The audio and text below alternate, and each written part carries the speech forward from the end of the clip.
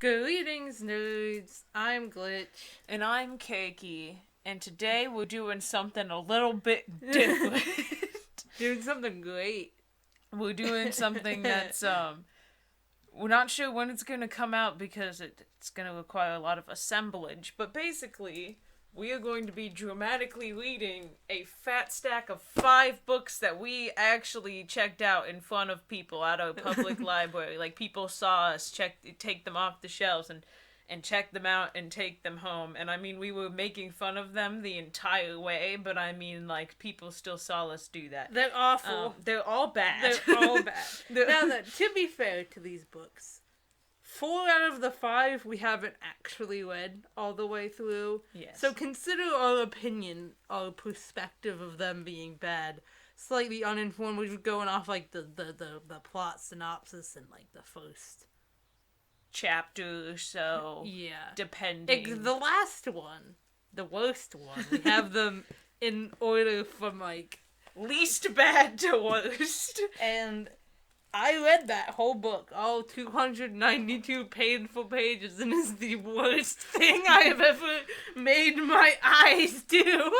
So, she's got insider knowledge on this book. I know that last one is the worst thing ever. But yeah, you know, we just think they're bad. They don't sound good. The writing's not good. The plots don't appeal to us at all. The characters seem awful.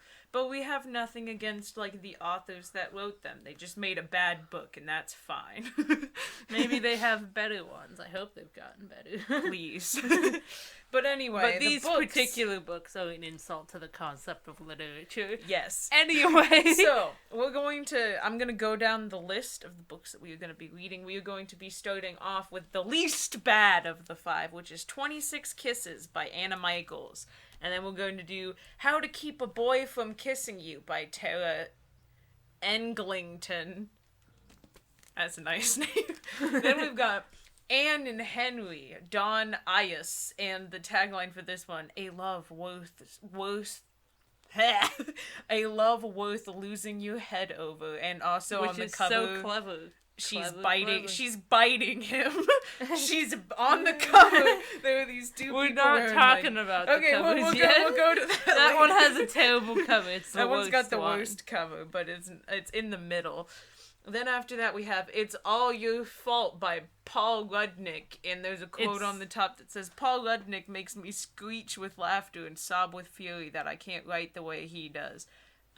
You should be glad you don't, because the writing is terrible. And the last thing, the worst one, I do have a little bit against this author. No, I don't. That's a joke. Just joking. Is The Museum of Intangible Things the worst book I've ever read? It is truly terrible. By Wendy Wonder, who has a great name, but wrote a terrible book. Wendy Wonder is objectively a great name. That is actually a really good name. So, let's talk about the covers. So, 26 Kisses. It's not that bad. It's just got lipstick. Some of the lips look really weird. Like, if you pressed that one, the one under, like, like, onto a person, that would be terrible. Or, like, whatever letter this is, I think it's N. It's just different color lipsticks with, like, letters of the alphabet, like, faintly put on them, which will make sense when we tell you what it's about. Yes. And then the title of the book over in, like, a generic teen book font. And then we've got How to Keep a Boy from Kissing You, also in generic teen book font. The biggest issue with here that I see are the embodied, like the bodiless lips in the middle of the boy thing. That's pretty bad. And then also this dude's really protruded lips on it, which I mean makes sense, but it's not a good look. We don't stan. It's pretty gross, but it's fine objectively. Yeah. Just put it back. These 2 books also have really polar opposite premises. Premises. Yes. Anyway, moving on. Then we got Anne and Henry, which is the worst one. It's hot pink and black, which always look interesting next to each other. The black to pink gradient, not the greatest. And then also, it's got these 2, like, prom-looking people on there. Models. They're wearing weird crowns. And then she's just biting him. He looks dead inside. And she's straight up just smiling, like, evilly. And then actually physically biting, like, not even like a big chunk. Just like a little bit of his cheek skin, which I guess is supposed to be, like, hot or whatever. It just looks like it would be painful.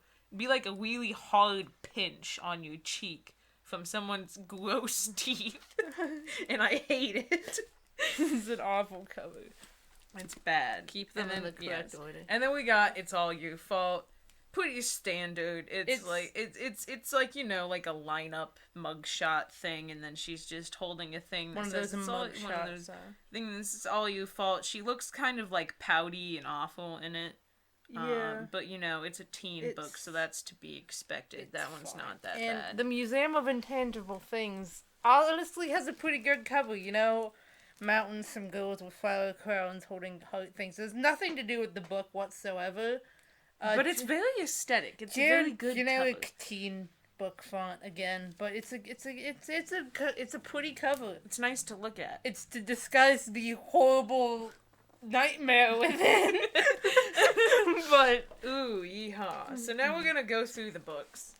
And we're gonna start reading them, starting with the plot synopsises. Right. So 26 Kisses by Anna Michaels. The plot synopsis. Keep saying that. I'm fine. I'll cut it out then. You absolute well, you have to say what the book you read. Okay, I'll start over. The book is 26 Kisses, and the plot synopsis. It's cost $17.99 US dollars. Age 14 and up. Okay, no. Alright, the plot synopsis. Getting dumped by her boyfriend is not how Veda.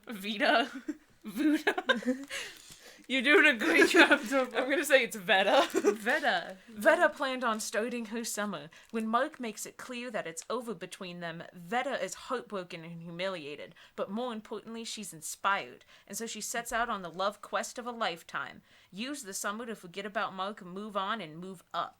All she has to do is kiss 26 boys with 26 different names, one for each letter of the alphabet. From the top of the Ferris wheel at her hometown carnival to the sandy dunes of Lake Michigan, Veda takes every opportunity she can to add kisses and boys to her list, and soon the breakup doesn't sting quite as much. But just when Veda thinks she's figured the whole kissing thing out, she meets someone who turns her world upside down. Both hilarious and heartwarming. I bet it's neither of those things. Anna Michaels' debut is the story of one girl who realizes that moving on from the supposed love of your life means taking a chance and having the courage to love again. So it kind of It's a book about a random teenager manipulating 26 different guys so she can get over her ex. Yes. And also, just a small note, almost any book that ends its plot synopsis with something that reads like a positive review, it's probably bad. It's probably, I'm not saying all of them, but it's probably a bad book. So now we're going to start off at page 23. Context doesn't matter. It doesn't. Honestly, I read this whole thing and like the first 22 pages can apparently just be cut out. At least for this. I mean, I don't know what bearing they have on the rest of the book, but they don't have an effect here. Yeah. You've only kissed one guy. They're in the middle of a conversation. So it starts in this is really awkward. You've only kissed one guy. I glare at her. Hearing it out loud makes it sound more pathetic than it actually is. And it's not like she has that much more experience than I do. I've only kissed one guy because once Mark came along, I didn't need anyone else. Not because I'm a prude or challenged in the art of seduction. Yeehaw. And anyway, Seth would have kissed me if I had let him, but that was all a million years ago, and Mel certainly doesn't need to know about it, especially now. Mel grabs my hand as headlights wash over us. Someone's here. We watch as a dark pickup truck pulls into the gravel lot, followed quickly by an old white Jeep. We climb out and gather with Killian, Brianna, and Landon. These people have some interesting names. Yeehaw again. Mel gives Brianna and Landon huge hugs, carrying on as if she hasn't seen them in years. rather than just the couple of weeks since school got out. I wave awkwardly and try to think of something to say so they won't ask me about Mug. This is like, I can't read out loud for this long in a row. I know. Killian nudges me. What are the chances of us getting caught, he whispers. I don't remember what they're doing. They're just having a bonfire, I think. Slim to none, no one comes down this road at night, and I told Mel we were absolutely not having a bonfire. Oh, they're not having a bonfire, okay. They're doing anything but having a bonfire. Maybe the context was a little important. Not that important. Keep going. So I don't think anyone will see us. Good. I really don't want to get fired in my first week. What are they doing? You're the one that read it. I know, it's nothing they were just chilling by a fire. Roasting s'mores. I don't know what they're going on about. Oh, good. I glance up at him. Mel sure seems to have gotten her claws into him quickly. What? I thought she had a thing with Seth. I don't know. God. They mentioned it in another thing. She's has a thing for this dude. I don't know. Oh, good. I don't know why it's relevant randomly right now. So why did you come? I'm dying to hear you prove that Santa Claus exists. I've been thinking about it all day. What the... There's no context that could make that make sense. I did read some of this book before this. It's not all of it. Mm-hmm. He knocks my shoulder lightly with his fist. Alarm bells go off in my head. Is Killian flirting with me? I'm not an expert. Are you gonna add anything to this commentary? You were just reading. What am I supposed to do? Interrupt you and be like, I don't know. I mean, yeah, as you were saying, we're not experts, but he's just having a bant. He's talking to you like a human. I'm saved from having to respond by Brianna shoving a can of bug spray into my hands. I spray myself down, always necessary in the Michigan woods that night, as more cars pull into the parking lot. Vince and Adam arrive only a few seconds apart, as if they coordinated when they would leave, and are wearing comically similar outfits. Baggy khaki shorts and tight t-shirts, baseball caps perched top of carefully gelled hair. Mel introduces us, beaming over at me like a proud mother. Is that the segment? No. Okay. What was the worst part? Hold on. They were watching fireworks. That's what they were doing. Oh, cool. That they were worried about getting fired about for some reason.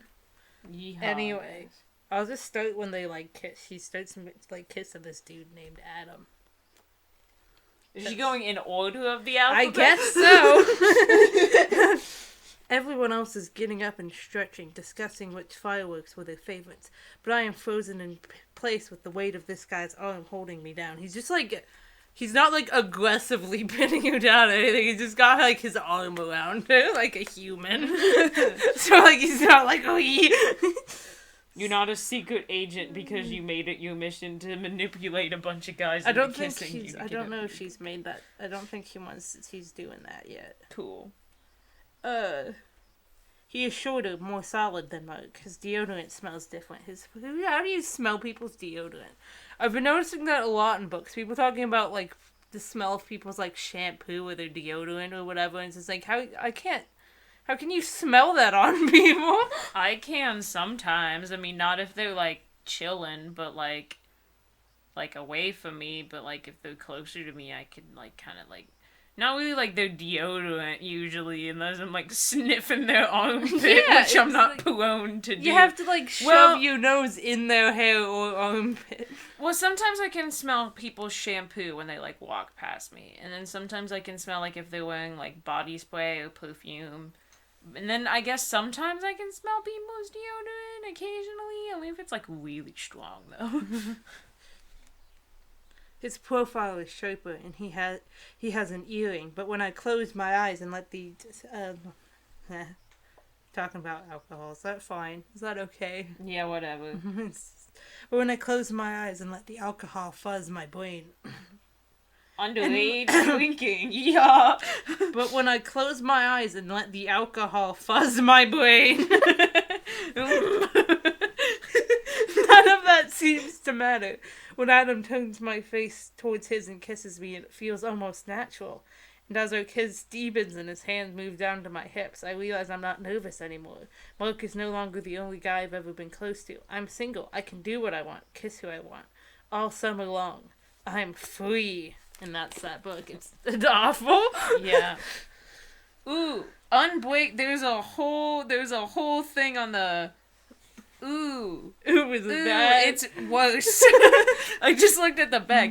Unbreakable. I'm reading this now. Unbreakable rules for V's summer kissing extravaganza. 1, must kiss or be kissed by 26 guys. Can't read that word. Oh, wait, no. 1 from each letter of the alphabet by the end of the summer. Ew, okay, I'm not reading that one. That one's gross. Number 3, if you can't kiss a guy more than once. No forming attachments or relationships. Wow. Cynical. So romantic. I'm not kissing that one. I'm not kissing that one. I'm not reading that one either because that one's gross too. 5, tell Mel every single detail of every single kiss so she can live vicariously through you. And I'm not finishing that sentence either. I'll just say summer and exclude 2 or 3 adjectives. 6, don't think about Mark. 7, don't tell anyone, especially the guy you're kissing, about the top secret 26 kisses challenge, so you can manipulate them without them realizing that you're the worst. 8, live it up. Life is short. If it feels right, you can't go wrong. It's a bad Untrue. Book. It's a bad Hold book. on, I want to read. It's a bad book. It's a bad book. Yeah, the second one is a little bit suggestive there, isn't it? They even put, like, the winky face next to it. Like, no, that's the 4th one they put a winky face next to. Yeah, I didn't read that one either. The second one just has a regular smiley face. Oh, that's so much better. Yeah, it's a little... Okay. It's a bad book. We're moving on. Alright, so book number 2 is How to Keep a Boy from Kissing You. There's a recurring trend here. I might have already said that. I can't remember what I said in the first part. It's been a while. It's been like a week. Great at everything. It's been a week since we started recording this. Were you bamboozled by a leet editing? Anyway, so the description for how to keep a boy from kissing you is sweet 16 and never been kissed. Already starting off really strong. That's Aurora Skies. Can we talk about that? Can we take a minute to talk about that name? That's such a teen book girl name.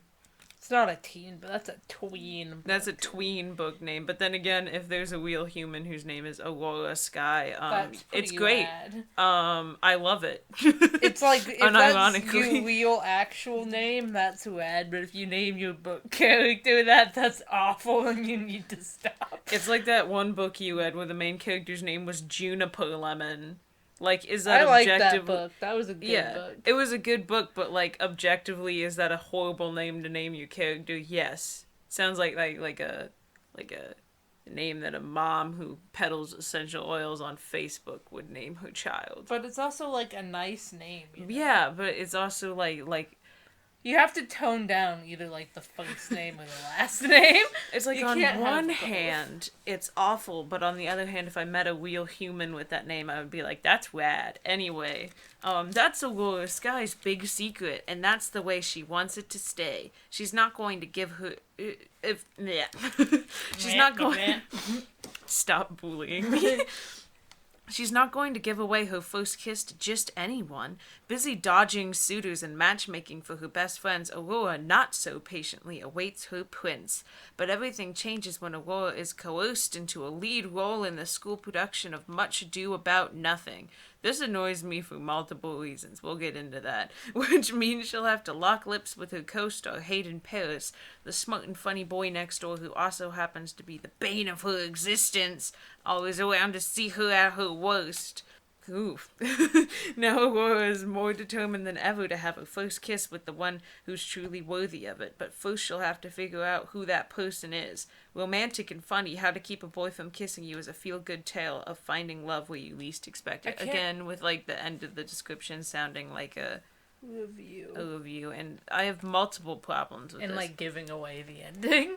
Yes. One, there's nothing to be ashamed of about having not kissed someone by the time you're 16, or Wow, about... Are you feeling compelled to say that as a almost 19-year-old who's never kissed someone? Yeah. And then also there's nothing wrong with wanting to, not kiss somebody unless you feel like they're really worth it. It's really a polar opposite energy to the previous book. But I mean, what is a problem is everything else about this book. There's no point. One, Technically, the first point about there nothing being wrong with having not been kissed by 16, which there isn't, is actually a point against it, because it's acting like it is. Like, oh, it's a big secret. Like, it's not a big deal, and it probably isn't a big deal outside of this book's weird universe where people care about that kind of stuff. it's not worth writing a book about it. And also, I feel like that the way this is set up, that the character confliction is going to be that she simultaneously doesn't want anybody to know, but then also doesn't want to just give it away to anybody. So she doesn't want to cave to peer pressure, but also she just doesn't want anybody to know that she's not conforming. And it's like, okay, whatever, sure. But I mean, also there's just the fact that busy dodging suitors implies that she's got people just throwing themselves at her, which is also evident in the book. And then also most high school productions don't have people actually kiss in plays. It's more of like a college thing. Yeah. But I mean, even if it was, why would it matter really? Because it doesn't actually mean anything, because it's just a stage kiss. I guess it would still technically be her first kiss. I mean, technically, but it's also kind of like, you don't have to count it, really. Yeah. If you don't want to. If you want to make sure that your first kiss is, like, something really special, which, I mean, is valid, then you can just not count that as your first kiss. Or you can count it as your first kiss and say that it's special because it was part of a production that you probably had a lot of fun doing. But then again, maybe she didn't, because it says she got coerced into the lead role, which doesn't make any sense, because every high schooler in the drama department is really passionate about it. In order to get the lead, you have to either be the teacher's favorite or work really hard. Yeah. And then there's a whole thing about the bane of her existence just being this dude that's not mean at all, but just kind of happens to see her when she does something awkward or embarrassing, because there's this thing with teen books where they're just like, they want to have an antagonist, but they don't want to actually commit to them being a joke, so they just kind of make them not this teen books, tween books. Yeah, tween I'm pretty books. sure we're gonna start reading it pretty soon, and I'm pretty sure it'll become pretty obvious that this feels like it's a tween book that was accidentally put back in the teen book section, because, like, just... Tween books are lumped in with the teen books. But yeah, continue. but they're in the same, like, section of the library, but they have their own, like, rack. Hold on, what does this say? This says teen, so it's just bad. It is just bad. We can make fun of it for sounding like a tween book, because it's not supposed to be. Anyway, Chapter 1, Operation Stop Kiss. Terrible chapter. How do you stop a guy from kissing you? I know this sounds like a ridiculous question. Obviously, there are a multitude of options available to the almost kissee, but Bradley Scott's lips were just 8 inches away from mine, and I was seriously in search of an etiquette-appropriate response. Okay, 8 inches is so far. That's like a fat, like, that's not even, that's like, that's just slightly closer than normal talking distance. They're acting like he was, like, right in her face. He's like nearly a foot away from her anyway. Yeah, without, resorting to physical shoves, screams, or other emotionally scarring options. Why? If he's 8 inches away from you, just calmly get out of the car. Just calmly get out of the car or do something. And also, pretend you didn't notice. If somebody is trying to kiss you and you don't want them to, don't worry about being rude, because your personal boundaries are more important than their feelings. Just tell them, like, you don't have to, like, Like, you don't have to, like, chuck them out of the car and onto the pavement or anything. You could just tell them not to, because they're still 8 inches away from your face. You can just be like, oh, sorry, I don't want to do that right now. Or just, like, get out just just of be the like, I don't car. do that on the first date, or pretend you dropped something, or just open the car door. Because he's 8 inches away. 8 inches away from you. You could plausibly just look away from him, and he might feel a little embarrassed, but it would be plausible that you just didn't notice what he was trying to do. Anyway, back to the second paragraph. Hoo boy. Normally, I'm completely on my game when it comes to preemptive measures, because, once again, there's just people just throwing themselves at this chick. That is, avoiding any situation that could lead to a guy going in for some lip action. Horrible. Stargazing, fireworks watching, or even brief contemplation of a city nightscape has, in my opinion, a Stenthal syndrome-like effect. Ooh, okay, I misread that. What? Well, because there's like that little bracket, not a bracket thing, that little dash. And then there's also a smaller dash there, so I read it like the like effect thing was supposed to be inside the dashes, but it's supposed to be syndrome-like. And I gave it punctuate. It could have been better. Has, in my opinion, a Sendal syndrome-like effect, only rather than fainting in response to the spectacular scene in front of them, boys seem to fall lip first in my direction with little to no warning. I can't count the number of times a firework display has forced me to end a night early. The other key moment to steer clear of is the awkward goodnight ritual at the end of a date. Notions of expected first moves confuse the male mind. My soul just shattered and left the stratosphere. Talking about things that confuse the male mind is only like slightly worse than like that was all/nice guys thing where they're talking about their female mind. It's the exact same thing. I know, but for some reason it just comes across as like slightly less cringeworthy. Maybe it's just the context, but it's still pretty terrible. It's probably the context. Awful. Yeah. It's just, it sounds so patronizing. Like, they're not dogs. They're humans. They are human beings, and you are capable of just telling them you don't want to kiss them. It shouldn't be that hard. And no matter how clear a stay away from me vibe a girl tries to give out, the majority of the species... peak teen humor! Gender is a construct. The majority of the species will make an ill-judged lunge for the lips. I've learned that the only way to avoid post-date fallout is to implement an effective avoidance tactic at the goodbye point. Having a person waiting at your door, ideally be giving a big friendly wave to your date as you arrive, works well, particularly if they're parental. No teenage boy is going to want to go for the clinch while under keen observation by a relative.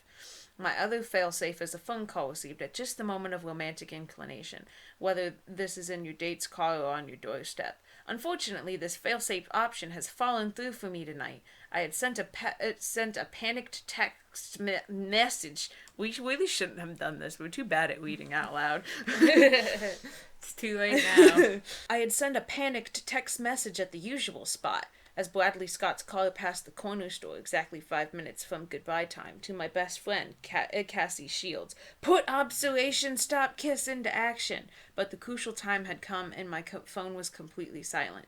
It was too late to employ option 2, evasive maneuver, carrying a drink so you can take a sip as the lips approach, because I had no beverage available, and option 3, distraction, which involves asking a question. So how about this election? Or pointing out something important. There's a spider on your shirt was also useless.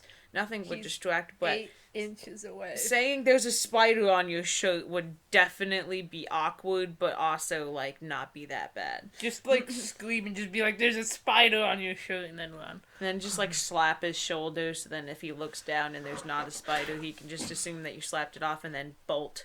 The moment's broken. You could also just speak to them like they are humans. They are not, in fact, another species. Most humans are capable of cognitive functioning. Nothing would distract Bradley now except a nuclear bomb. No, this was the end of playing it cool and collected. I could feel Bradley's breath on my face from 8 inches away. I guess he's gotten closer. Okay. Watch, he's just paralyzed daydreaming about this. Meaning I had approximately 10 seconds before the torpedo hit the target. As Bradley's arms moved to encircle me, I lunged through my seatbelt, frantically pushing at the release button. The belt slackened and I threw open the car door, tumbling out just as Bradley's lips kissed the cool air where my lips had been, precious seconds before. I felt an overwhelming sense of relief for a second, a wondrous second, before I landed with a tremendous splash in the ever-present puddle in our driveway that my father refers to as Loch Ness. The cold water must have shocked me, because I sat there motionless as the brown water soaked through my clothes. Why is there a perpetual puddle in your driveway? Sometimes people got bad driveways, you know. Yeah, but there wouldn't be a puddle there all the time. It's gotta evaporate eventually. And don't worry about it. It's Plot a teen device. book. It's a tween book. Yeah. Pretending to be a teen book. Watching Bradley react to the disappearance of his hoped-for make-out partner. This also just feels like something only a 13-year-old would do. Like, who's This feels like 16 and has Exactly. this? Who It cares does, this like, much? The tween book thing where they're like, yeah, they're like 16, you know, they're a cool teenager, but then they act like they're 12 still. Yeah, it's like no 16-year-old actually cares this much. It's like you're either 16, you haven't been kissed, and you're just like, yeah, I'm just, you know, chilling, waiting for, you know, a chill time, nothing that important. Or you've already been kissed and you're also like, nothing that important. Like, it's not that important. It's not a big deal. If you're younger than 16 and you're watching this, it's not a big deal. No one cares. No one will even ask you about it. No one. No one cares. No one. The only reason anyone will even know is if you, like, actively tell them about the fact that you either haven't been kissed or that you just got your first kiss, and if they're your friend, then they'll be like, oh, that's cool, but again, they still won't care that much. And they know if you have been kissed, if you're one of those weird couples that makes out in the hallway between classes. Yeah. Those people exist. Unfortunately. That's another great thing about college. You don't really get a lot of that. Anyway, where was I? Okay. He leaped out of his seat and raced around the front of the car. Aurora, are you all right? I couldn't speak for a moment. After all, it wasn't every day I found myself taking a twilight bath in my front yard. I pulled myself together as Bradley reached down to haul me out of the water. This beyond cringeworthy situation had only come about because of his darn touchy-feeliness, or the fact that you just refused to tell him like a human that you didn't want to kiss him. It wasn't even one of the options she listed. Like, just saying, I don't want to kiss you right now.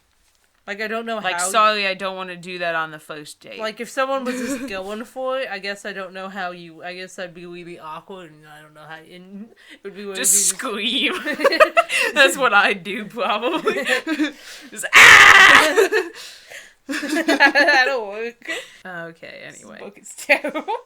And I had just about enough of it for one evening, pushing him out of the way and leaving dirty handprints on his white shirt in the process. I rarely got to my feet. Okay, so you wouldn't just push him out of the way in the car when he's trying to kiss you, because that would be emotionally scarring, but you can just shove him randomly when he tries to help you up. Just randomly pushing him or telling him that you don't want to kiss him or doing anything else would be too emotionally scarring, but then falling out into the mud and then shoving him aside when he tries to help you up and then ruining his shirt is totally, he's better. He's actually trying to be polite instead of, just kissing you, which is really rude, by the way. Don't do that. Ask somebody before... Just ask them. It doesn't ruin the mood. Just being like, hey, can I kiss you? It's I mean, that's probably not the most romantic way to I know, say but you can come up with the way without ruining the mood, without just going for it. I know that's the thing that happens in movies, but it's a general consensus that it'd be better just really to annoying. ask first, because then you avoid situations like this. You avoid awkwardness. Just and getting don't invade clocked in the face. Just don't invade someone's personal space without asking them first. It's not rocket science. So now that Criminy. that's out of the way, this book is still pretty awful. Yeah. Generally. Just everything about this is bad. The writing could be better, but it's not, like, awful, and then everything else about it is bad. Writing. It's tween it's book very writing. simplistic. Yeah. I wailily got to my feet, releasing the 10 liters of puddle water that might used to be white before this epic disaster dress had collected. The ringlets that I'd painstakingly created now lay flat and dripping down my back. I was close to tears, because I just wouldn't tell Bradley Scott that I just didn't want to kiss him right now. Could she not... Why does she even go on dates with people if every single time they just, like, want to make out now, but they don't even ask her, so they're just like, I'm gonna make out with you.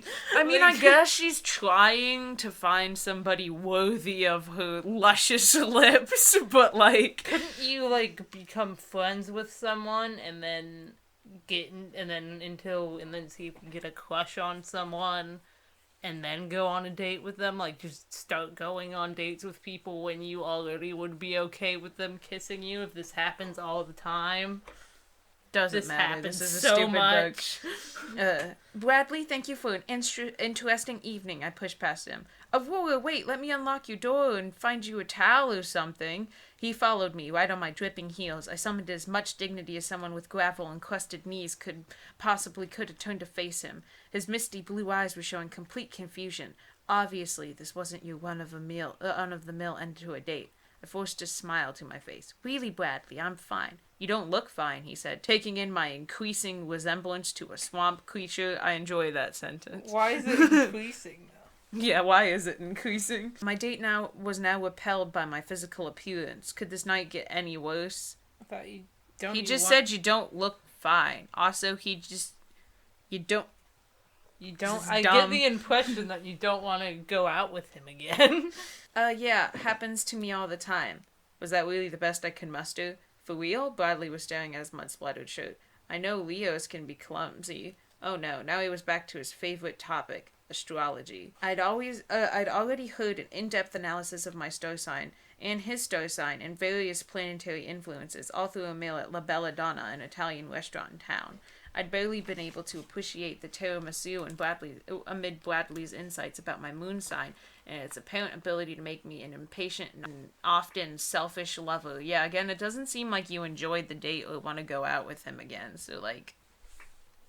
Why does it matter if he's repelled by you? Look, I think the stars have indicated that we should end our date here, I said as convincingly as I could. My horoscope did say there would be a strong presence of water today, he mused. You'd think that, along with all of his other insights into a future, he could have shared that one with me. Don't worry, Aurora, he grabbed my hands reassuringly. For our next date, I'll make sure that Venus is in a favorable position. Whomst acts this way. 12-year-olds. Is this supposed to be, like... They're wizards or something? Is this supposed to be, like, an attempt at humor because it's not that funny at all? I pulled my hands away. Great, next time. Call me, okay? Bradley wandered back to his car, looking dreamily up at the heavens. I breathed a sigh of relief and hobbled up a too-long driveway. My mother had insisted on its length to give our place atmosphere, i.e. make it look impressive. Because you just hand-crafted your driveway, I guess. Or she just picked a house with a long driveway. That's true. Or they built their own house. Yeah, that's true. So maybe they did craft it. It's entirely possible. What a night. So much for my aim to exclude an Audrey Hepburn-like elegance. And why hadn't Cassie called me? I couldn't believe she'd failed me. Another successful date, Hayden Paris, my neighbor, formerly childhood playmate. See, I feel like long driveways and then houses that are close enough for your neighbor just to be, like, McChillin right next to you. Our houses are close enough for our neighbors to be McChillin. Yeah, but we also don't have a long driveway. If our neighbors ever left our houses and were outside. Yeah, but we don't have a long driveway. We got, like, a normal length drive. It's like most, like, if you picture a house with a long driveway, you don't think of them, like, crammed up against other houses. Yeah, they have, like, pretty big yards, usually. Yeah. I mean, I guess that's not, like, a problem with the book. It's just I'm just concerned. Former childhood playmate and ever-reliable bane of my life stood grinning on his side of the not-high-enough fence that separated our properties. His hazel eyes danced with amusement as he spun a basketball between his hands. Was Hayden to be witness to every embarrassment of my dating life? Just 3 weeks ago, he'd seen Daniel Bennis get stabbed in the eye when I employed option 2, evasive maneuver, as Daniel tried to kiss me on my doorstep, unfortunately forgetting that my drink had a second straw sticking out of the other side. See, this is such like a tween book thing that we talked about before. It's like this kid doesn't actually do anything to her ever. He's just always there to witness her embarrassing moments. So she hates him for no reason. At least it was you that got injured, not you date this time, so he can't press charges. Please, Daniel had been such a baby about it. He'd worn an eye patch for like 6 days afterwards. Bravery was now one of the crucial characteristics I was looking for in a date. At least Daniel had been so embarrassed about the cause of his temporary blindness that he hadn't breathed the word to anyone. I rolled my eyes. Funny, somehow I knew I could rely on Mr. Zero Compassion to humiliate me even further. Come on, princess. Okay, I hate him officially now. I hate him too. He drummed the basketball against the ground wearing his consistent smirk. You have to admit it was funny. Bradley kissing the passenger seat while his date tumbles into the water. His ill-judged attempt at chivalry resulting in a mud-covered shirt and a girl scrambling away from him. Priceless. Best part of all, his face when he realized that your white dress is see-through when wet. What? I screamed, looking down at my dress. The outline of my lacy white bra was plainly visible. How terrible. Maybe you shouldn't have launched yourself at the speed of light into a puddle. You should have just... That's perpetually there. She knew it was there. It's always there, apparently, even when it's the summer and it hasn't rained and it evaporates. It's just that weird alien ship from the pilot that's just there all the time. Hayden tossed me his jacket to cover up. Mr. Bradley, yes, I'm a sensitive... Oh, God. It's my worst fear. Trying to pronounce the star sign? Sagittarius. Sagittarius. May say he focuses purely on the spiritual things in life, but I'd sworn my unblemished academic record that his mind was very much on physical things at that moment. I wanted to give him a piece of my mind. Enough, I yelled. Listen here, Hayden Paris. This unnatural interest in my dating life, there's a word for it. Spying. I knew I must be turning red. I hated the way Hayden wound me up. Spying instead of stalking. It was like every time he opened his mouth, I completely lost it. How would you like it if I made my special interest offer a running commentary on your dates? Hayden raised an eyebrow. I have a basketball hoop here, remember? As if to prove his point, he sent the ball straight through the net. How can I help it if I'm out here sinking a few baskets and accidentally witnessing your dramatics? Using tonight as an example, exactly 16 feet away. Accidentally? Who plays basketball at 10 p.m.? You can't even see out here. Your logic's a little off tonight, princess. Hayden sank another basket. 1 minute you're accusing me of spying on you, the next you're claiming it's too dark out here to be witness to anything, accidentally or on purpose. He grinned, his impossibly perfect teeth showing. Okay, I'm done reading this. I hate it. Cool, so that was that disaster. Terrible. Don't randomly kiss people without asking. And also, if someone's trying to randomly kiss you, just tell them you don't want them to kiss you, so like you don't launch yourself into a puddle. And also, don't hate random people just because, you know, they're kind of snarky with you because you hate them because they just see you do awkward things sometimes. Basically, just act like a normal human. Please. Like a functioning human with a functioning brain. Anyway, bad tween novel. Kinda actually hate this more than 26 Kisses now that I've read part of it. Yeah, but 26 Kisses had like a worse plot, you know? This was just some stupid chick who... Oh wait, I forgot. Talk everything. We ranked them in rank of badness. Yeah. So 26 Kisses was supposed to be better than... yeah. It is better than How to Keep a Boy from Kissing I remember now, because this is actually, like, well written, and that's written, like, it was for a 6th grader. Yeah. Which isn't a problem if your book is for 6th graders. Unfortunately, that book is a teen book, therefore it is for, like, high schoolers. So it's bad! On to Anne and Henry, also known as Cheek Bitey. So... I'll read this one. There's only, like, very specific parts of it we can read, because there's, like, swearing and stuff in it. Because it's a terrible teen book. All of these are. They all are. Yes. Anyway, here's the description. It's great. It's not. Henry Tudor's life has been mapped out since the day he was born. Student president. Class presidents are people who aren't aliens wearing a human suit, would say it. Student president, valedictorian, Harvard Law School, and a stunning political career just like his father's. But ever since the death of Henry's brother, perfect, high-achieving Arthur, his family has been twice as demanding. And now Henry's trapped, forbidden from pursuing a life as an artist or dating any girl who's not Tudor approved. It's going great so far. Not the most trite and cliche garbage ever. Then Anne Boleyn. What? Yep, that says Anne Boleyn. Then Anne Boleyn crashes into his life. Anne is wild, brash, and outspoken. She's everything Henry is not allowed to be, or to want. But soon, Anne is all he can think about. His mother, his friends, and even his girlfriend. His girlfriend! Warn him away, yet his desire for Anne consumes him. Maybe break up with your girlfriend then? Maybe the reason your girlfriend is warning you away from her is because she doesn't want you to cheat on her. Just a thought! Henry is willing to do anything to be with her, except break up with his girlfriend, I guess. But once he has her, the romance could destroy them both. Inspired by the true story of Anne Boleyn and King Henry VIII. Oh, yeet. Anne and Henry reimagines intensity, love, and betrayal between one of the most infamous couples of all time. There's not an infamous couple. Like, I don't know, maybe it was somewhere, but like... Henry VIII is infamous because he just chopped all his wife's head off, all of his wives' head off. Yeah, I don't think like, it's not specifically Anne and Henry, just the fact that Henry was a crap husband was the thing. But yeah, I have several issues with this. Once again, it also has the ending the description with, like, a review thing, which I think all of these books do. And no, this book doesn't. Does this book? Probably. Yes. It does.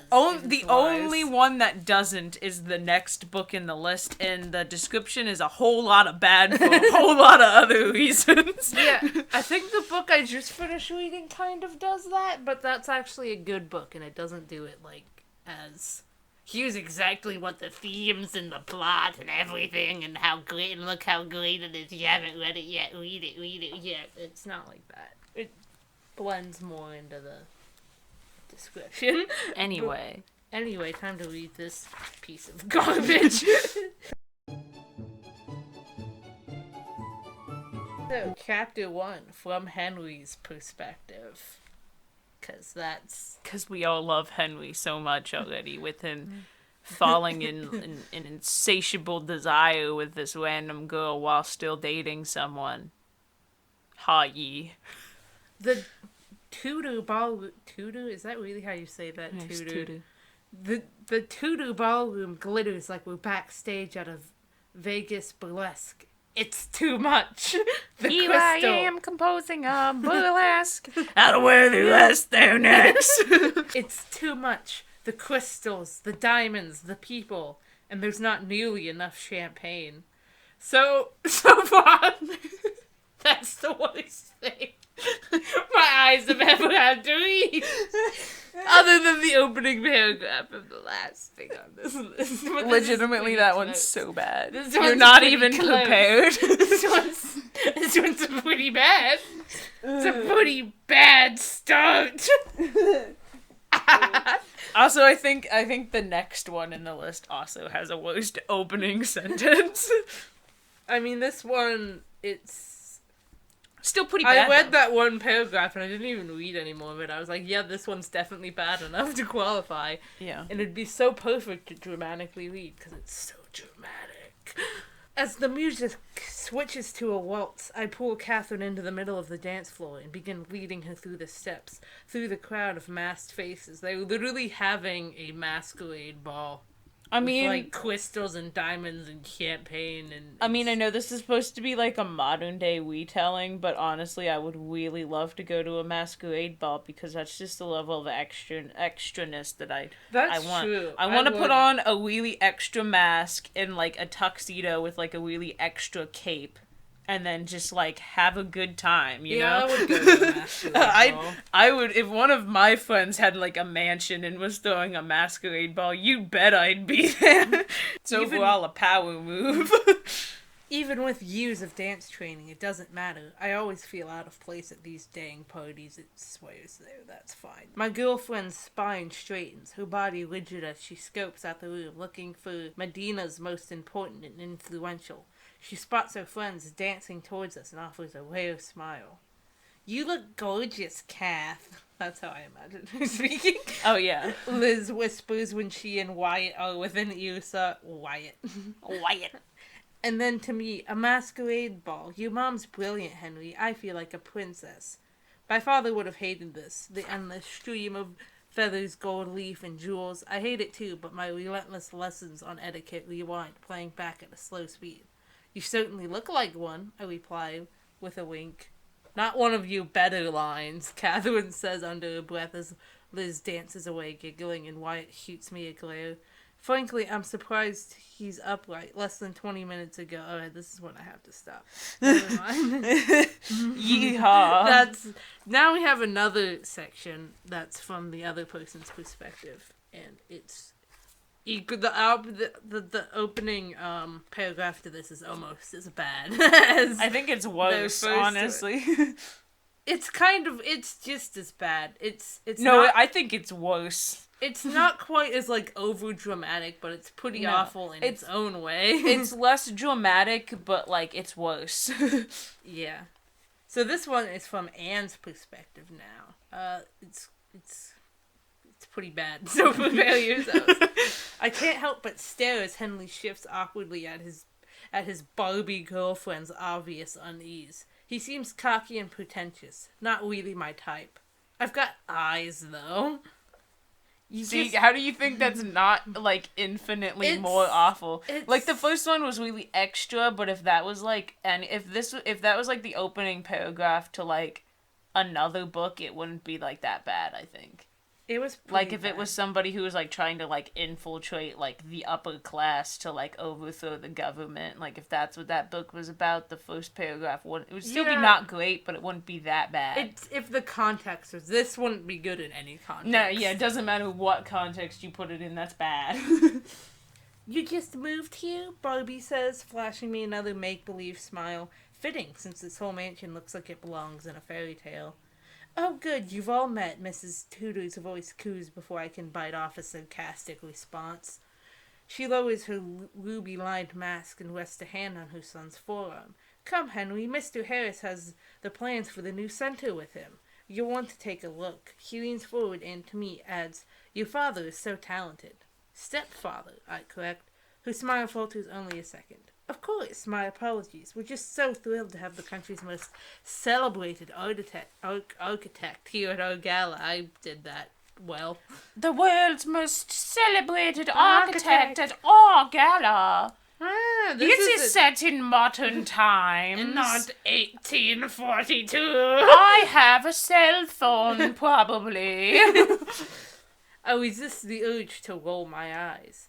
Mrs. Tudor leads her son away, head bent towards his ear in a hushed whisper, lagging behind. I can't make out all the words. Something about my mother being a former waitress, but I can read between the lines. Henry shakes my stepfather's hand. I've seen your preliminary work, sir, he says, all gushing and cute. It's impressive. I wish I could perform on that stage. I know my way around the old theater. My skin prickles a little at the lame admission, and I study Henry's build. The way his tux shows off his broad chest, lean legs. No doubt about it, though. I can't sweep. That's when I have to stop. Cool. Oh, wait, what happened? I forget when I have to stop. Hold on. I guess I technically could keep going, but... Oof! Yeah, I can't read that. Yeah, that's when it's like, I don't even know if I read past that. So that one was some slightly short sections just because it's not PG book. So we could only read very selective parts of it. But I think that's good enough to get the full scope of what it's like. Now, to be fair, I'm repeating this again. We haven't read most of these books, like, past the first chapter, probably. So, to be fair, they could get better, and, like, their awfulness at the beginning could be intentional, and we've just been bamboozled. Let me read this line to you. I mean, I'd love to, of course, but I have cheerleading practice tomorrow. She seems to regain her composure as though she's just dodged an unwieldy arrow. I'm the squad leader. And then, in the inner thoughts of Anne, of course. So, I mean, yeah. This is the most cliche thing ever. Anyway, we're moving on to something even worse. But this one, at least, is more of a funny kind of bad than the previous ones have been. This is what you hope for when you're, like, doing something like this. This is the kind of garbage you wanna find. Anyway, it's called It's All Your Fault by Paul Rudnick. I'm saying his name again because I want you all to know that if you see Paul Rudnick's name on a book, don't read it. Anyway, here's the description. My name is Caitlin, and up until 48 hours ago, I had never tasted alcohol, kissed a boy, sang in public at the top of my lungs, kidnapped anyone, or what? Stolen a convertible! And I want you to know that it does have all caps there. And I also want you to know that stealing a convertible is apparently to her more dramatic than kidnapping someone. Yeehaw, guys. Now I'm in jail and I have no idea what I'm going to tell. The police, my parents, the mayor, all those camera crews. The mayor. Who definitely gets involved with petty teenagers committing car theft. All of those camera crews and everyone on Twitter. I just noticed that my nose is pierced and I have... Wait! Is that a tattoo? Again, in all caps. I blame one person for this entire insane weekend. My famous cousin, who is also my former best friend, who I have hated for the past 4 years, who I miss like crazy. No, I don't! Again, all caps, this time with 4 exclamation points. This sounds like someone who, like, has voices in their head and has gone completely insane. It sounds like a serial killer. No, it doesn't. It kind of does. It sounds like someone who has a very conflicted inner monologue. Or who's sounds like someone from Yandere Simulator who's about to start killing everybody. It doesn't. It does. It just sounds like... It sounds like one of those things where it's, like, quite blatant that they're aware someone's, like, reading it, even though they're, like, not.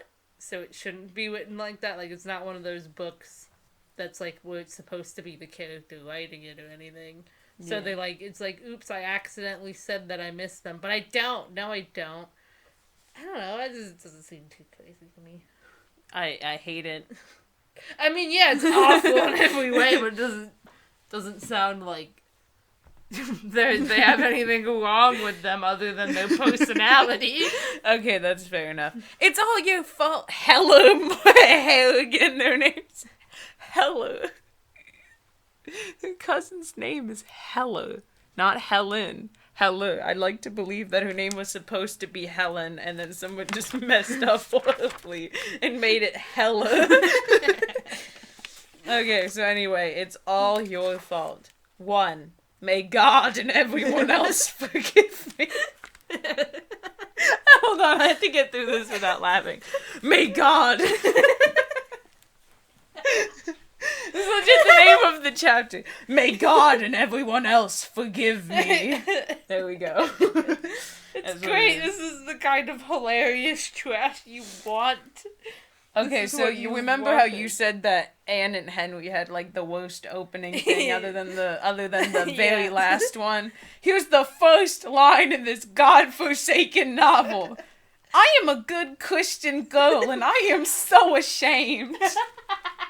See, the thing about this is it's so much worse, but it's so funny. Like, I wasn't laughing at how bad Henry and Anne's first paragraph was. I was like, angry. I was like, this is an insult to literature. Reading that is the funniest thing. This is like the equivalent to like bad movies that are like The Room, where you can just be like, yeah.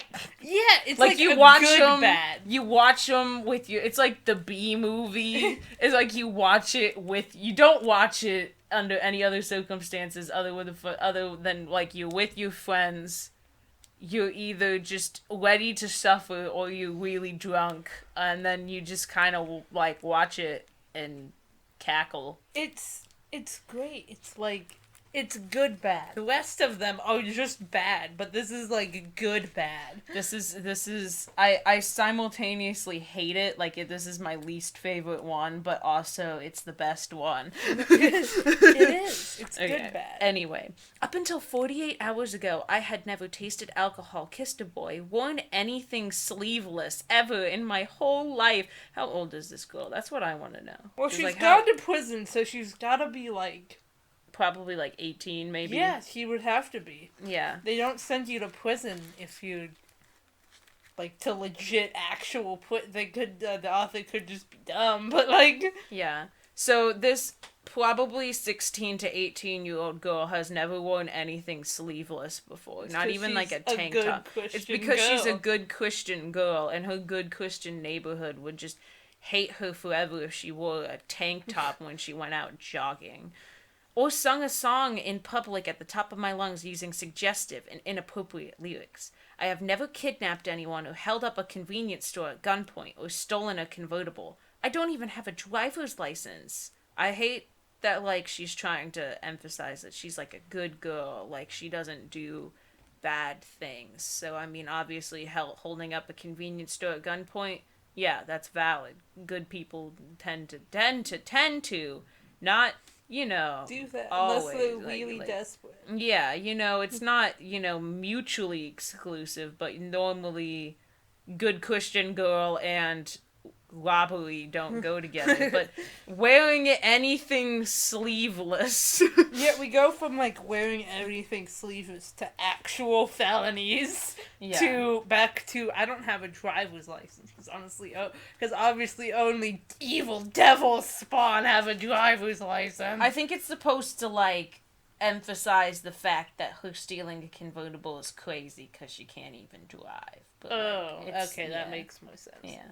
In a very few minutes, in a very few minutes, I'm going to have to leave this jail cell and try to explain everything to my parents, my 8 brothers and sisters, Reverend Benswelder, all of the lawyers everyone's hired, the police, the mayor of Parsippany, New Jersey, and all of those journalists in their camera crews, plus all of those people from those things on the internet that I have never been allowed to read or follow or click on or whatever those procedures are called. Literally. You know, in the description it says Twitter, but and then in the actual book she doesn't even know what Twitter is because she's such a good Christian girl that she doesn't do the tweets. She doesn't even... Or the Instagrams. You know, someone's She don't even click on those website thingies. She doesn't even know what clicking is. Yeah. No, you know someone's really out of touch when they still capitalize the internet. Yeah. No one. It's not a proper noun anymore, guys. I have no... Redneck, I guess he missed the memo. This dude's how old is he? Who is he? He's probably like... He doesn't have his picture in there. It's just got bad... The same girl who's on the cover, but I think it's her cousin. But it's just the same girl, I think. With blonde hair. Maybe. Well, no, because she's right there. So that would take a lot of editing. Yeah. They probably just hired somebody. Why do they have the same face then? I mean, they are supposed to be cousins. Do you look like our cousins? No, you look like Eric, our cousin. No, but Eric looks more like Captain America than he looks like us.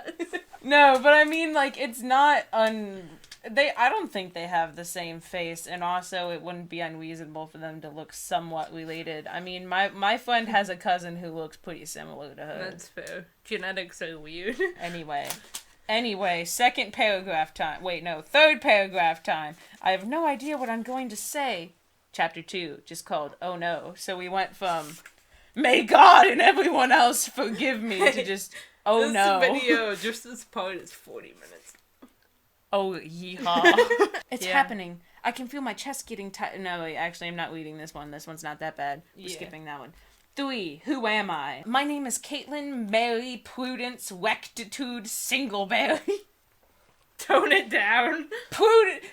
Caitlin Mary Prudence. It just gets worse. Rectitude Singleberry. Okay, no, it like peaks bad at rectitude. Singleberry sounds like what Fred's name will be. Like it's like Fred Figglehorn. It's on the same Fred level as Singleberry. Yeah, it sounds it's on the same level as Figglehorn. Stupid kids character. It's like a stupid kids character. Like it sounds like what a horrible like stereotype on like The Simpsons or Family Guy would be called. Doesn't sound like what an actual person would be.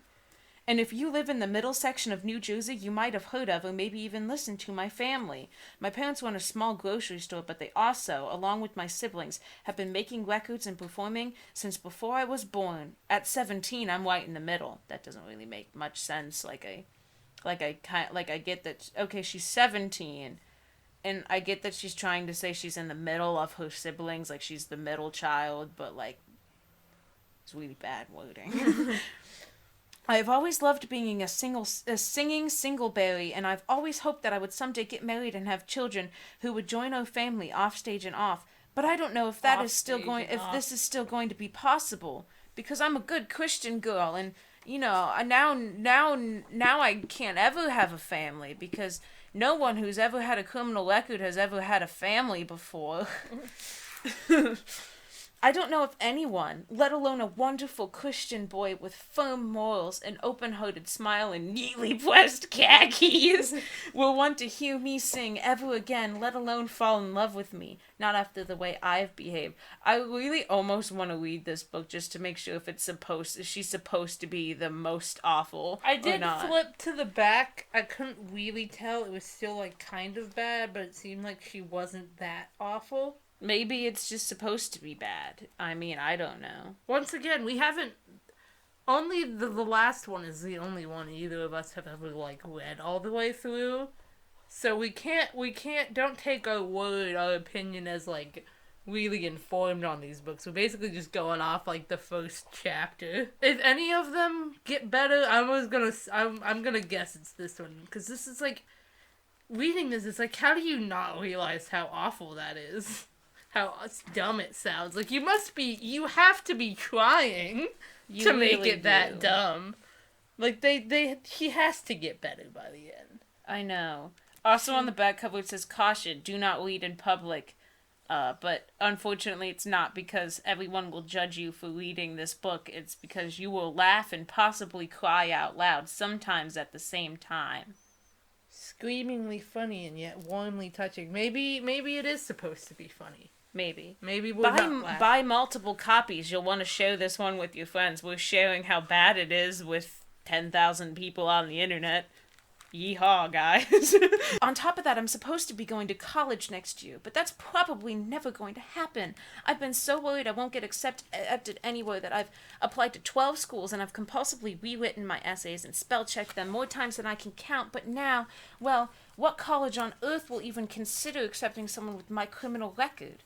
I don't believe in blaming other people for my shameful actions, because that's not what a singleberry does. But may God forgive me, because I do blame someone else for all of these unspeakable things that have happened. I blame my cousin, Heller Harrigan. Never gonna get over Heller. And I looked to the end of the book, and her name's still Heller, so I mean, maybe her name was just supposed to be Heller. I know that Jesus tells us to turn the other cheek, but with all due reverence, while Jesus suffered many dreadful things, he never met Heller. He was also crucified. So I think that's worse than your cousin Heller. Is this supposed to be funny? Is this supposed to be the part that's supposed to be funny? Because it just comes off as, like, really awful and cringy. Yeah, it's like there were attempts at jokes, so I don't know if, like, the whole couple of chapters are supposed to be this funny, because, like, you know, she's awful and the worst, and you're laughing, Or if it's, like, unintentional and then these, like, attempts at humor that aren't very good are supposed to be the funny part. I don't know. I can't tell. If he had, I seriously believe he would have added, turn the other cheek, except when it comes to Hello Harrigan. You're allowed to smack her as hard as I can. Tell her I said so. Again, not, he got crucified and he was still like, turn the other cheek, y'all. This is horrible. I feel so offended. I'm like literally personally offended by this book. I hate Hella Harrigan. I can't get over that her name's Hella. It's so bad. Is it better or worse than her aunt's name? And I can't pronounce that word. Ecstasy. Ecstasy. Ecstasy. It's pronounced ecstasy. I know. That's a word. It's a Ecstasy. word. Yeah. If you're like 7, you don't get why that's the worst thing ever. But it is. Anyway, this book, I'm stealing something from I Hate Everything. This book is the worst thing in the history of anything ever. No, the next one is. The next one, actually. This is the book I've read it. Keiki hasn't. I've read all 292 pages of them. They were all bad, every single page. It's the worst thing I've ever read. It's an insult to literature. The worst thing my eyes have ever been forced to stay upon for an extended period of time. You didn't have to do yourself dirty this way. But I don't know why. I was like, at first I was like, I'm so picky about books. I'm just going to give this one I'm kind of iffy on a chance. And then I was like, I don't like to not finish things. I used to not like to finish things, and then I took on the mindset that if something's really bad, it's I don't have to waste my time on it just to hold up. Like when I was younger, I used to be like really prideful and be like, I finished every single book I've ever started to read, and then read. And then when I was in 5th grade, I had to read this really, really bad book called Walk 2 Moons, which is too similar to Walk the Moon, which is a really great thing that definitely should exist, and I love them all dearly. But Walk 2 Moons was bad. And then I eventually decided, hey, I don't have to read. I mean, technically I did have to because it was for school, but I still didn't finish it. But, like, basically around that time I decided that if I really hated a book, I didn't have to make myself sit through it. Alright, well, I'm going to read the description. This is how it starts. This is called The Museum of Intangible Things, by the way. It's awful. Yeah. It's the worst one in our lineup. The Museum of Intangible Things. Don't read it. Never read it. It's bad. There are some reasons I can't even tell you in this video why it's bad, because it's a teen book, so there's some not PG stuff. Not in the beginning, though. That's fine. Yeah, but take it from us. It's bad. It's literally, I was bad. Like, haha, this is pretty bad, but, like, not, like, the worst thing ever. And then she told me the thing that we can't say in this video. Bad. And, like, legitimately, my jaw dropped. Like, it's horrible. And it's like the main character does like the worst thing in the history of anything ever that you could possibly do. Is the worst thing in the history of anything. Like she's literally like does the most awful, horrible things, and it's not even treated like it's supposed to be horrible. Yeah. Like it's supposed to be, I guess, relatable or just understandable, and it's just awful. Yeah. Never read it. Anyway, loyalty, envy, obligation, dreams, disappointment, fear, negligence, coping, elation, lust, nature. This is not even halfway through this. Freedom, heartbreak, innocence, audacity. That's the name of the program we're recording this on. Gluttony, belief, God, karma, knowing what you want. There's probably a French word for it that's in parentheses. Saying yes, destiny, truth, devotion, forgiveness, life, happiness, in brackets, ever after. So, that's not the whole description. I don't know how I even got past that part.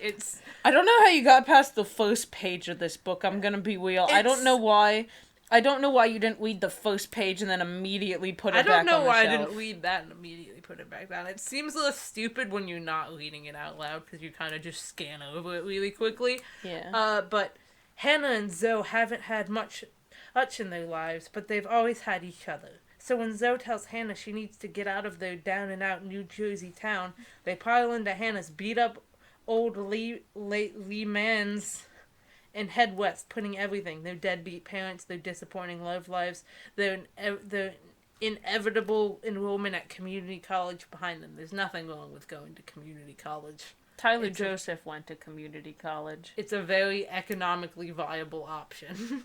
And it's like, even if you're planning on going to university, a good advice that is to, like, a lot of people give this advice is to, like, take you, like, basic credits at a community college and then go to university because it's cheaper. Yeah, because then you don't have to pay as much for the basic credits and then you can transfer them. Yeah, there's nothing wrong with community college. Community college is is just as valid as any other form of higher education. As they chase storms and make new friends, Zoe tells Hannah she wants more for her. She wants her to live bigger, dream grander, aim higher. And so Zoe begins teaching Hannah all about life's intangible things. Concepts sadly missing from her existence. Things like audacity, innocence, karma, and even happiness. She is not missing happiness. Well, she kind of is. She's kind of a miserable Whelp. Yeah. An unforgettable read from the acclaimed author of The Probability of Miracles. That book's probably bad, too.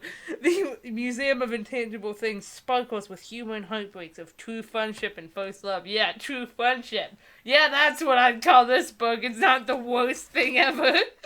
Can we tell them, like, kind of, sort of what happens? It's not true friendship, first love, maybe first love, I guess. I'm gonna tell them what happens but we can just kind of toning it down. At the end. We'll tell you at the end. We'll leave the out outro. Yeah. If you're not, like, 7. It's not family friendly. Oh, I was gonna cut that out. Like just kind of say, like, not say why she did that, but, like, just that she did it. Sure. You know? She let her best friend die. Yeah. Because she decided she had better things to do than... Better things? Yeah, better things to do than look for her best friend when she was currently trying to jump off the Grand Canyon because she thought aliens would abduct her there. Because she had a mental illness. I know that sounds like... Yeah, before you add that part, I was about to say that sounds like nonsense, because it kind of is. But, yeah, I did read... It's a story about true friendship, and she let her friend die because she decided she had better things to do than keep her from launching herself out of the Grand Canyon! For the last chapter, and they did actually find her before she did that, after they left her for dead. She ran away, and then they just were sort of like, no, it's fine, because I want to get all kissy-kissy with my boyfriend. but, and then they found her again, and then she ran away again. And I honestly don't know. I couldn't be bothered to read enough of it to get a full picture if this is actually, like, a direct correlation. But she still let her friend who has a serious mental illness literally just run around on the opposite side of the country for just because she decided she had better things to do than, stop that from happening. So in case that wasn't enough to convince you that this book is bad, listen to the first page. Listen to the first page of the book. Chapter 1, Loyalty. I am a freshwater girl. I live on the lake, and in New Jersey, that's rare. The girls on the other side of town have swimming pools, and the girls in the south have the seashore. Other girls are dry, breezy, salty, and bleached. I, on the other hand, am dark, grounded, heavy, and wet. Fed by the springs, tangled in soft, fern-like seaweed, I am closer to the earth, saturated to the bone. I know it, and so do the freshwater boys who prefer the taste of salt. Listen. I also don't know how I got past that. That's the first paragraph. Yeah. That's the and it only you all know now, it only goes downhill from there. It starts off with really strong, I'm not like other girls vibes, and then it leads to straight up just, like, letting your best friend die. Straight up just not caring about your human life. Anyway, that's something. I don't know if is this next line, can I read that? I don't think I can. That's a little too serious for this video. I'm just gonna skip that line. All the way back to my Lenny Lanip, she's talking about her lineage. Yeah. Great, lots of greats grandmother, Scarlet Bird, a red-haired New Jersey Indian who married William Penn. I know this to be true because of the red highlights in my hair, and because if you ever see the statue of William Penn in Philadelphia, the one that dictates the height of all the buildings in its perimeter, you will notice if you look at him from behind that he and I have the exact same rear end. So basically, those traits would make it across generations. This girl's convinced that she comes from this very particular couple, not because she has actual cold hard facts, but because she thinks that she and this one guy have the same butt, and also her hair has natural red highlights. This is like a bad OC.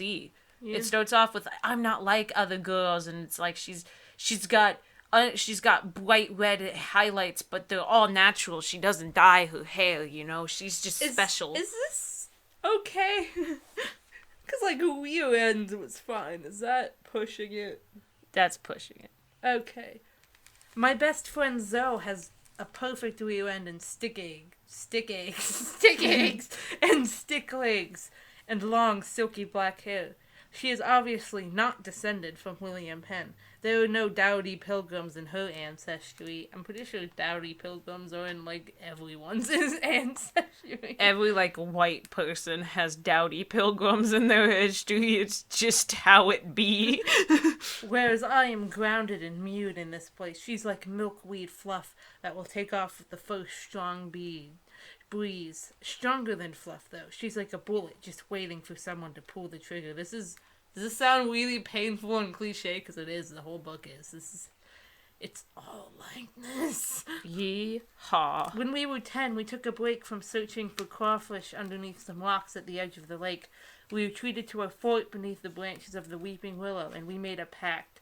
We wrote it on some bark and mashed it into a stew with forsythia flowers, petroleum streaked sand seaweed, and a dead fish. And we vowed never to let each other down. There is no stronger bond than one that gets you through childhood. This is our story. I let her die at the end of the book.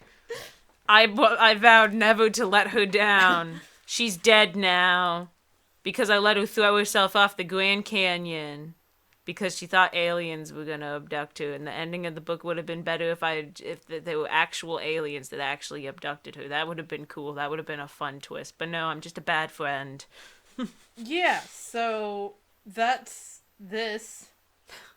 I hate it. The whole book is... The whole book is like that. The whole book is that caliber. Take it from Glitch. I read all of it. All of these books are hot garbage. I hope you enjoyed us reading some of them. This is our first time doing something like this, so I apologize if it's a little rough around the edges. We're not very great at reading books out loud, but this was a lot of fun. Our mom was really concerned about these books because she was like, oh, they looked bad, so we explained to her what we were doing, and she was relieved. You know, she's an English major. She expects her children to have better taste, and luckily we do. But if you want us to do more stuff like this, make sure to let us know that you liked it. We have social media down in the description below, like an Instagram. And if you want to make sure that you see the rest of our uploads, we have a Twitter and a Discord that you can join, and we put out a notification every time we upload. You can also hit the notification bell, but it's probably less reliable than our social media. We also have a Redbubble if you want to get some merch, but most importantly, join the Nerd Herd. It's a dysfunctional place. And that's pretty much it. Goodbye.